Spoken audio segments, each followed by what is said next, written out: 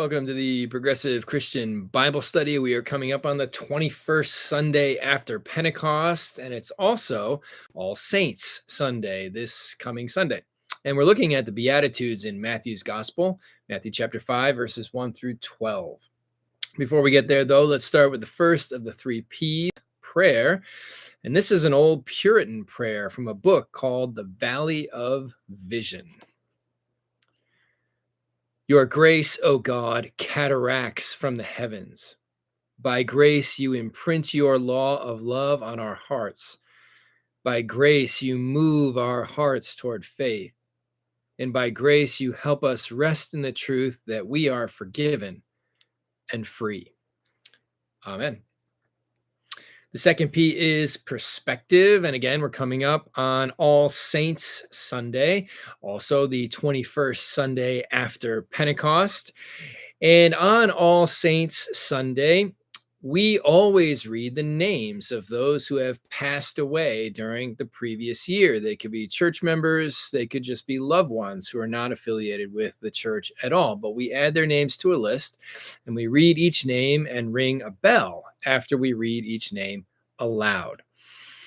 The gospel reading for All Saints Sunday each year is the Beatitudes, which I'll get to in just a moment. Because All Saints Sunday is about remembering those who've died, the theme of grief is also part of the service. We grieve those whom we loved who've passed into the loving arms of God. Now, some of the most beautiful insights about grief that I have ever read come from songwriter Nick Cave. Nick's 15-year-old son, Arthur, died tragically in a hiking accident. And in a book he wrote with journalist Sean O'Hagan, Nick talks about his experience of grief. And I want to share a few snippets from the book, from his comments about grief. So he says, grief and loss test you to the extremes of your resilience. And it's almost impossible to describe the terrible intensity of that experience. Words just fall away. Here's another. We are all, at some point in our lives, obliterated by loss. If you haven't been by now, you will be in time, that's for sure. And of course, if you have been fortunate enough to have been truly loved in this world, you will also cause extraordinary pain to others when you leave it. That's the covenant of life and death and the terrible beauty of grief. Two more things that he says. The first is a story. It's the small things that people say or do that are often the things that stay with you when you're in grief.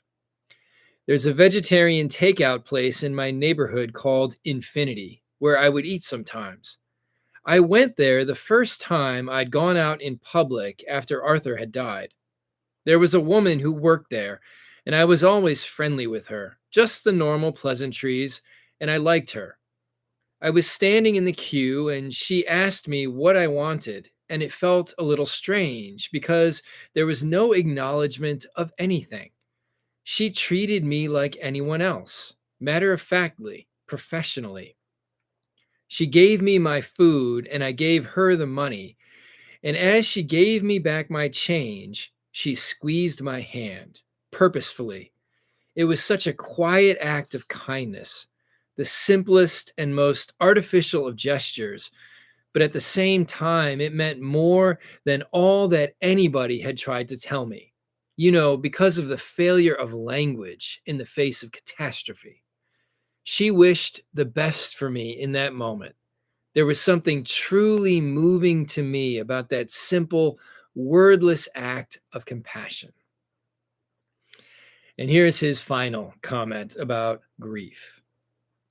Grief and loss will happen to everybody at some point, a deconstruction of the known self. It may not necessarily be a death, but there will be some kind of devastation.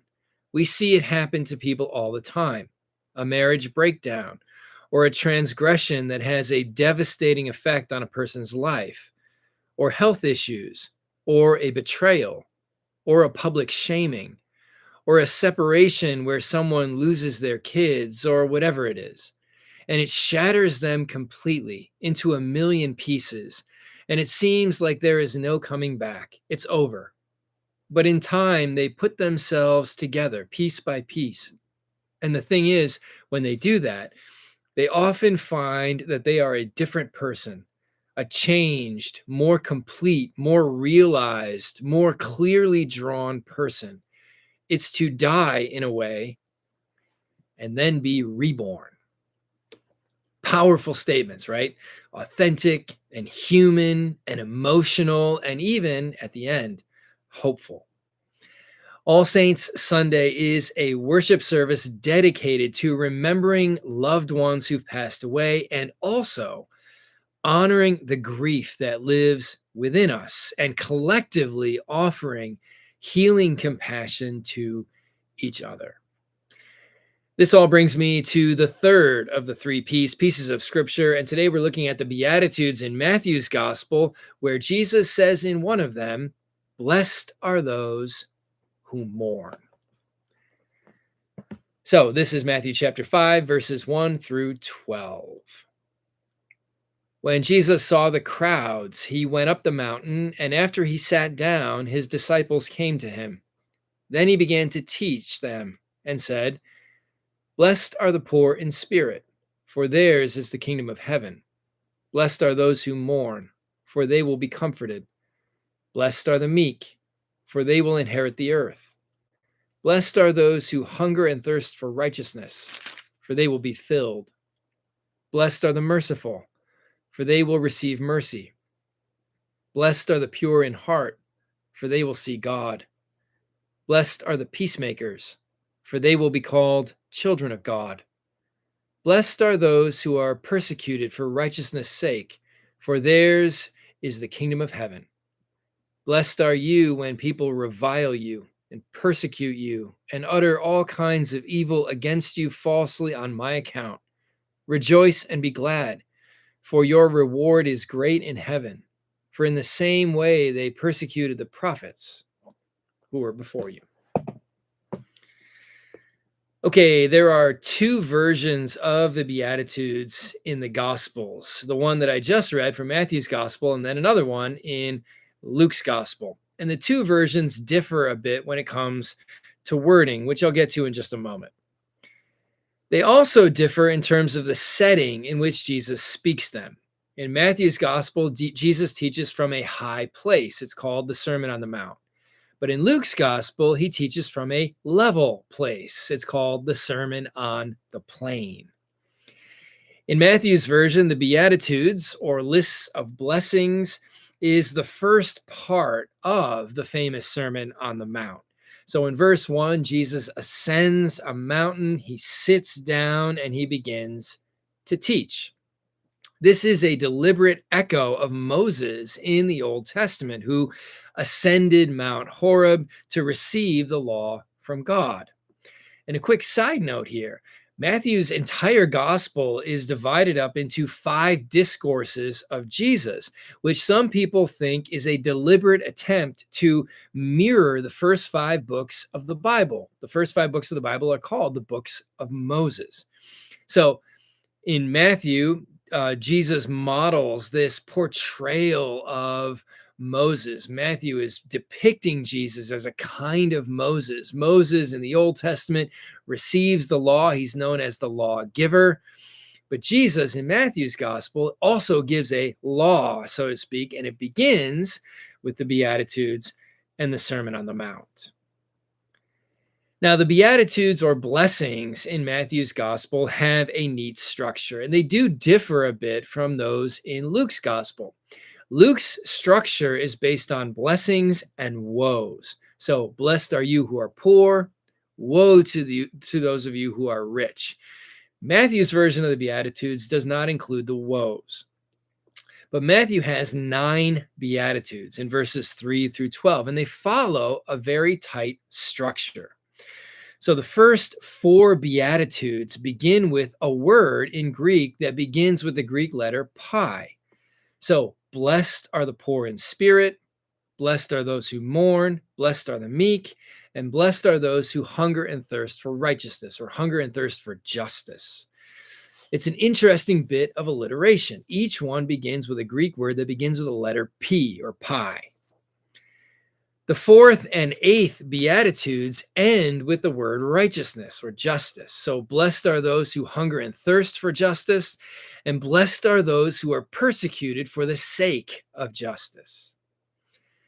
This means that the first 8 Beatitudes are divided into 2 parts, and each one of them follows a similar format.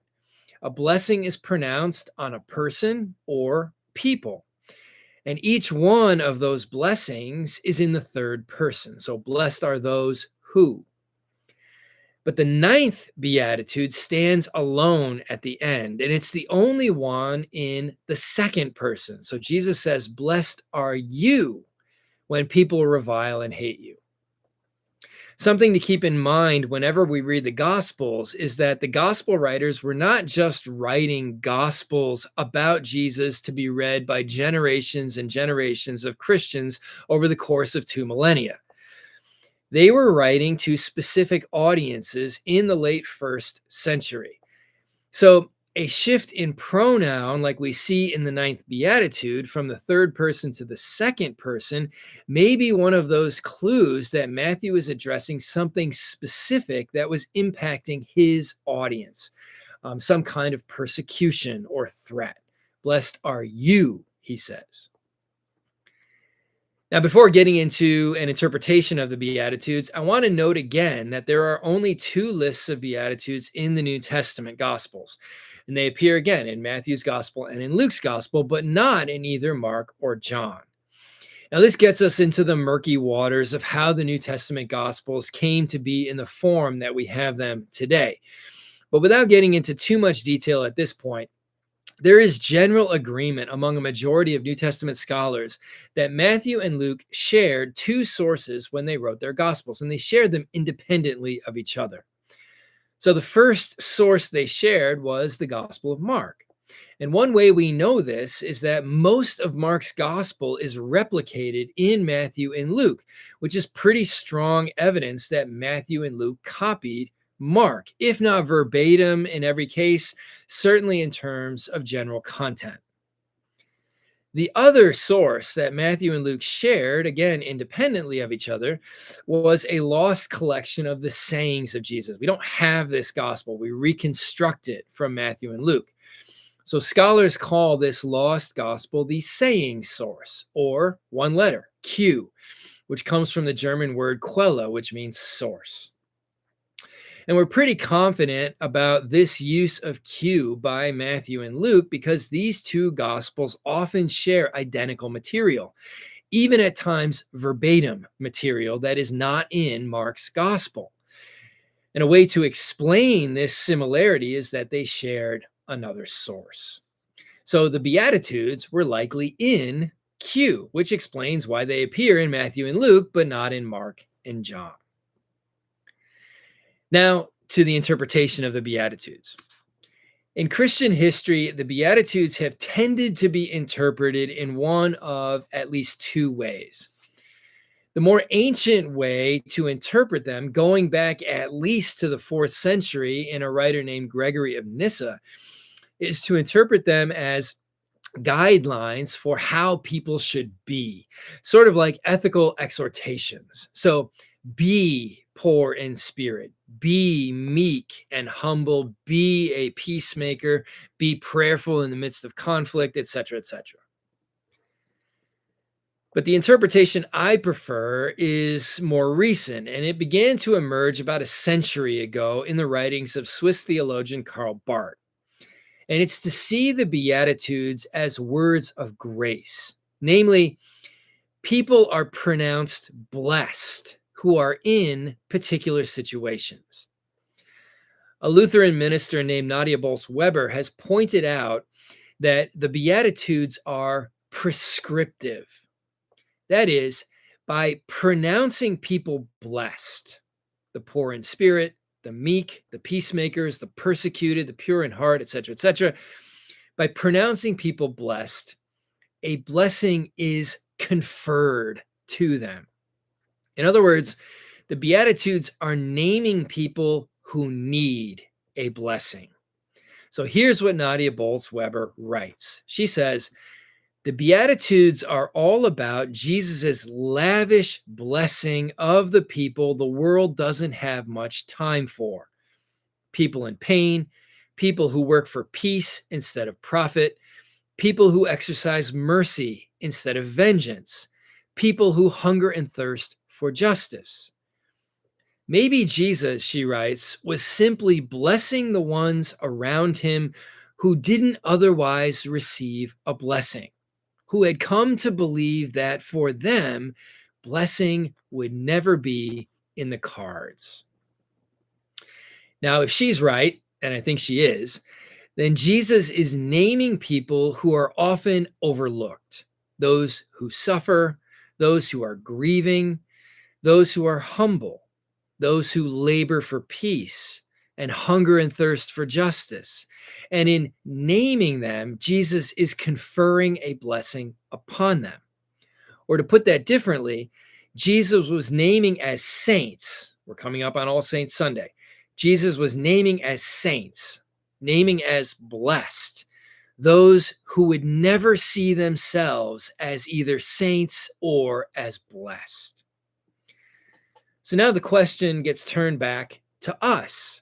We have these lists of Beatitudes in both Matthew and Luke, and they're naming people who get a blessing conferred upon them. But that doesn't mean the blessings are closed just to those two gospels. Blessing continues even in our day. So the question then emerges for us, who in our world needs to know right now that they are blessed? Blessed are those who grieve in secret. Blessed are those who labor for peace when everyone else calls for vengeance. Blessed are the hardworking single moms. Blessed are the stressed out parents. Blessed are the migrants who cross oceans and deserts for a better life. Blessed are those who clean dirty hotel rooms. Blessed are those who beg for change on the street. Blessed are those in our own faith communities who feel compassion fatigue, and on it goes. By saying they are blessed, we are conferring a blessing upon them, like speaking a prayer on their behalf and letting them know that they are seen. The Beatitudes are Jesus' way of saying, let's bless those who are poor in spirit. Let's bless those who put their bodies on the line for justice.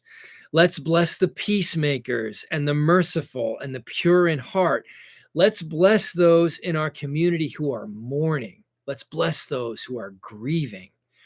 Let's bless everyone, all the saints. More to come in this coming Sunday's sermon.